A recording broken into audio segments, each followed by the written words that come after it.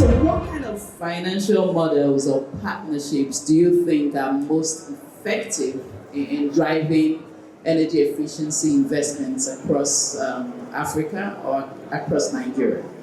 Thank you very much, and thank you for having me on this panel. Aviva is an industrial solution company with over 170 softwares that supports runnings of the industry.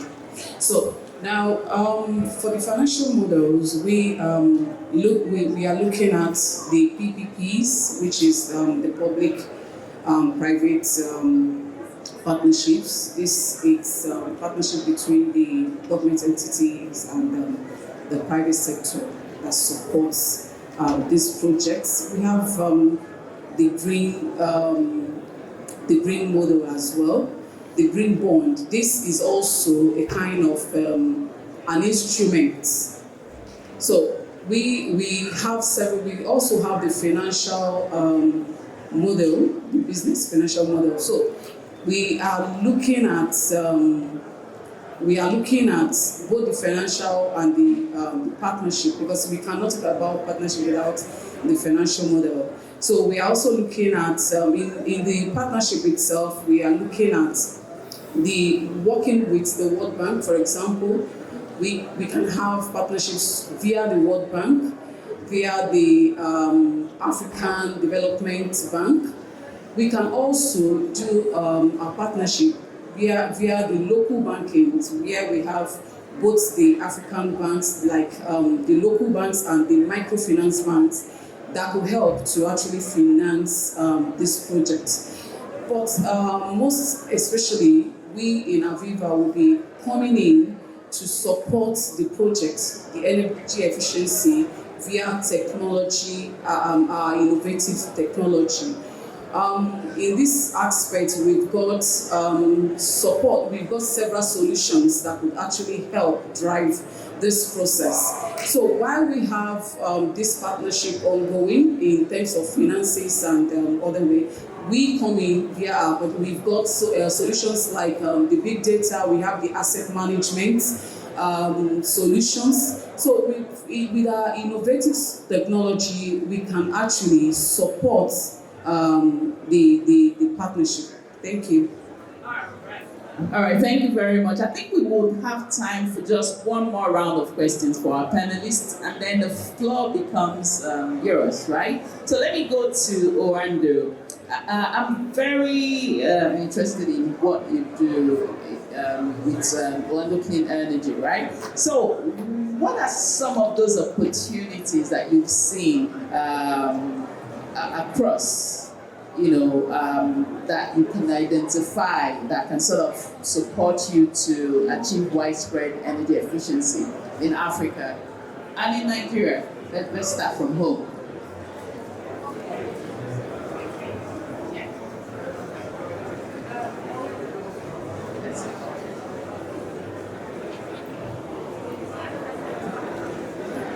You can hear me now, yes. Thank you. Always a good thing to start from home. There's something I always say, it's all in the elements. When you look at the opportunity, I don't know how many of us watched Captain Planet when we're growing up. But the elements, earth, wind, fire, water, right?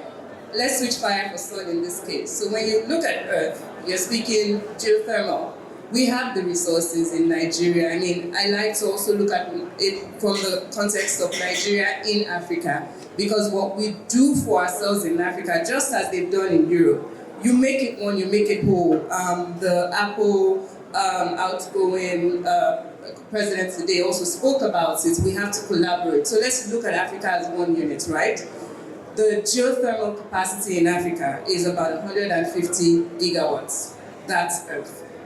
And in Rwanda, because of our upstream business, this is something that we are looking into. We plan a 6 megawatt pilot case for geothermal energy with our newly acquired assets, where we have lots of abandoned wells, and we can generate energy from this, so that the joint venture, the upstream business, the operations is not relying on diesel, but on more efficient, cleaner form of energy. If we go to fire, solar, right, specifically, we're looking at rolling out, establishing a 1.2 gigawatt solar module manufacturing facility. And I think this is extremely commendable. It will be the largest in Africa when we do it. At this point, we have just a few facilities in Nigeria, about 100 and 150 megawatt facilities. But the solar capacity in Africa is 10 terawatts. That's 10,000 megawatts. So it's significant. You know, if we go to wind as well, significant capacity. In this regard, a lot of the data shows that there's not much wind resources in Nigeria, but we have reports that we're working on. We intend to roll that out by the end of this quarter, you know, to show that there's actually wind capacity. It's about what level of measurements that you measure at a certain height, say 40 meters in, let's say, Asokoro, does not mean if you measure at 80 meters or 180 meters, some wind masts are that high. If you measure at that height in Metama, you won't get the different results, you know. So we're doing the National Capacity Wind Report, which, like I said, will roll out, you know.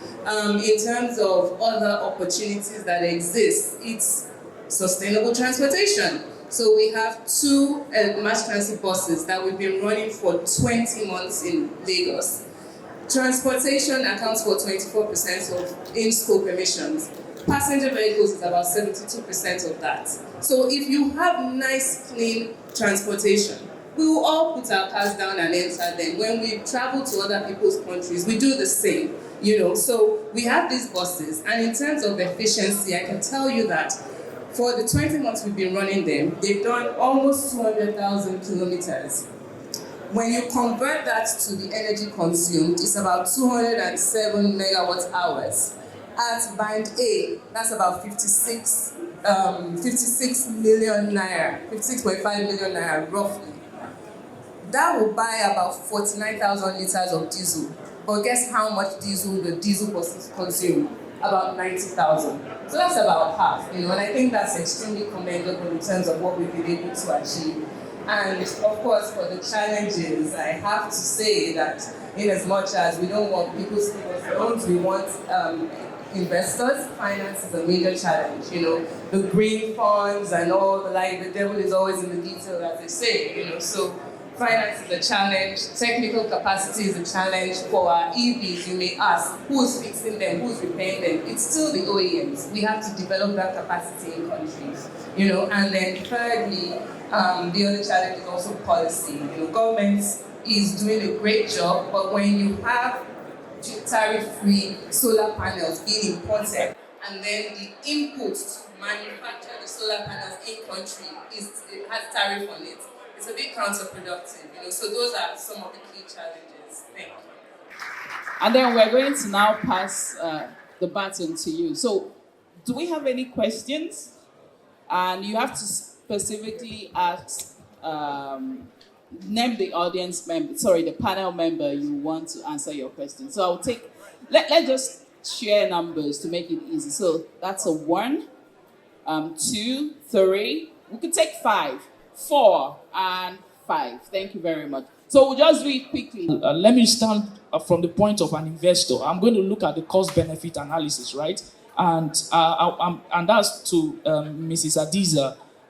What are the economic benefits of energy efficiency investments versus the upfront costs? I mean, you've done several projects. What do you look at? What are the metrics you consider in addition to all this? Thank you so much. All right, thank you so much. So just the breather there. So you have one question, you have one. First is the implementation of AI technologies using some models. The question that comes to mind is, these models use huge computation power, right? And if you don't have energy to run these models, how would I don't know the name of the company, Aviva, you know, generate energy to run models that can give us effective predictive analysis, especially for national grid breakdown. And then the last question is on the PPP. He talked about regulatory uncertainties, and I don't know how it affects the PPP in terms of adjusting to dynamic changes in the policies. So how does this affect PPP projects, and how would the company adjust to these policy adjustments? And finally, it's the cost benefit. I'm looking at, we talked about we don't need loans, we need investors. Let me stand from the point of an investor. I'm going to look at the cost benefit analysis, right? And that's to Mrs. Adiza. What are the economic benefits of energy efficiency investments versus the upfront costs? I mean, you've done several projects. What do you look at? What are the metrics you consider in addition to all this? Thank you so much. All right, thank you so much. So just the breather there. So you have one question, you have one. Who has a question for Dr. Ekpenyang? So we can take that. Yes, please, just ask that. Then we'll quickly answer and come back to you. Is that okay? Yes, thank you. I hope you got your questions. This one is like jump question. So good afternoon, everyone. I'm Umar Ibrahim from Pakatafa Balewa University. My question is to Dr. Victor. I did my IT, that's internship in Gas Aggregation Company of Nigeria. I get to realize that as a fresh graduate from the university of any institution in Nigeria, you are not suitable or qualified to be employed in the oil and gas sector. Then I have to go and do my research. I went to NCDMB. I discovered that they have a joint Q qualification, JQS. So my question to Dr. Victor, because he's doing well, I never met him in person, but I benefited from his programs. I think recently a laptop. I never met him, but through my dedication toward oil and gas. So my question is that, is there any policy that, despite he is a private company, is there any policy that he can bring for the CEOs of private companies in Nigeria that can give a fresh graduate a platform or a training background that they can be employable to the labor market after graduation?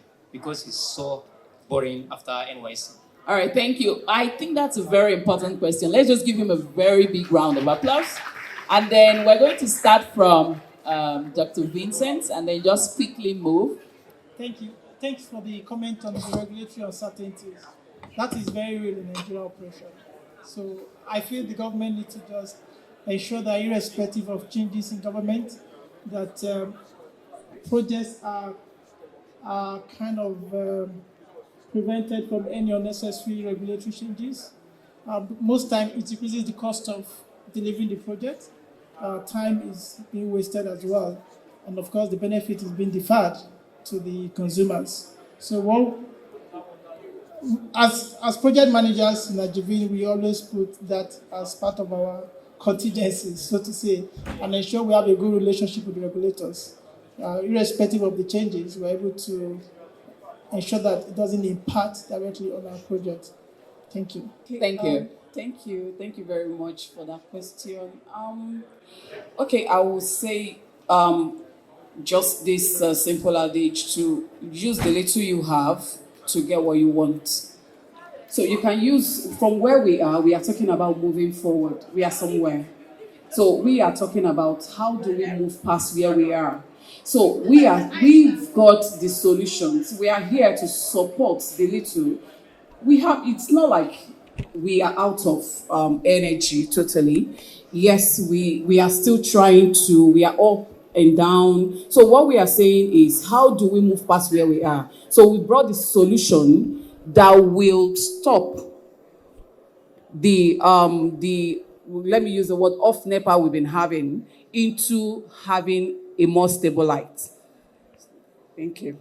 Thank you very much. Let me take Ms. Hadiza, and then we'll conclude with Dr. Victor for this series. Yes. Thank you. All right, thanks. Thanks for the question. Interestingly, that's a very, very sore point for a lot of players in the clean energy business. The cost is high. And the cost is high because the technology is still being developed. A lot of work is going into it. I'll use the example of our buses. when we bought our buses in 22 into 23, the cost of those buses was $406,000 US each. It cost another almost 100 million to clear and do all the work. If you compare with the other buses, diesel engine buses, internal combustion engine, it's maybe $150,000. But you now have the cost in diesel and everything. So the capital expenditure on this clean energy business is high. I know you're a public sector person, so you're looking at cost benefit analysis. We as private sector look at our IRR, internal rate of return. For most of these projects, it doesn't compare with the oil and gas upstream returns. It's a lot lower where, so the benefits, the real benefit is actually qualitative. It's not the numbers. You get the numbers, but it's not high. It's qualitative. It's the planets. I said earlier that Africa contributes about 4% to greenhouse gas emissions. When it's time to enjoy the benefits, it's really the reverse. It's 100%. Everybody is getting the harm from climate change. So that's the way I like to tell the story. It's not just the numbers. It's the qualitative, because that affects all of us and future generations to come. Thank you. All right, thank you very much. And Dr. Ikpeyan, please. I seem to disagree with you that young graduates are finding it difficult to get employed in an oil and gas company. I think NNPC just advertised not quite long. They weren't looking for experienced people. They were just looking for young graduates, which I believe that a lot has been shortlisted. And in our company, we employ a lot of fresh graduates that have never had any experience before. I think even 99% of the people we have in our company that started with us are fresh people that never had any single experience before. So don't have that belief that you must gather all the experiences for you to work in an oil and gas company. It's not true. It's not true. So just make up your mind which sector you want to work for and approach the sector. And having God at your back, knowing that God always makes a way where it seems to be no way. Thank you very much. All right. Well, thank you so much, Dr. Victor. Let's please give them another round of applause. Then the first question goes to Dr. Victor. When I was asking, how the minister said that we should start from what we had, like in terms of oil and gas before the energy field. So I do have like a small bit of experience with transmission company of Nigeria. And then I was just thinking the amount of money to buy transmission lines, the losses that I incurred, isn't it better to put that money in the renewable energy sector? I'm not saying alleviate the oil and gas, but when I think of the cost, buying these lines, buying transformers, isn't it more cost effective focusing on the abundant natural resources that we already have? All right, thank you so much for that. That will be all. Thank you. The second question. Thank you so much, lady. So that's for you, Dr. Vincent. And my question is to Dr. Victoria.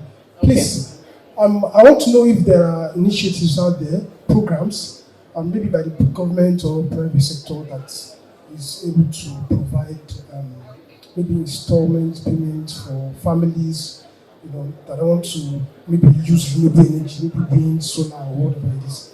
That I don't know if there is a way or if there's a policy supporting such programs for people to actually use renewable energy. Thank you so much. All right, thank you very much. So we'll have the responses quickly, and if you also have something to add to those questions, please feel free. We need a lot of energy to power the industry.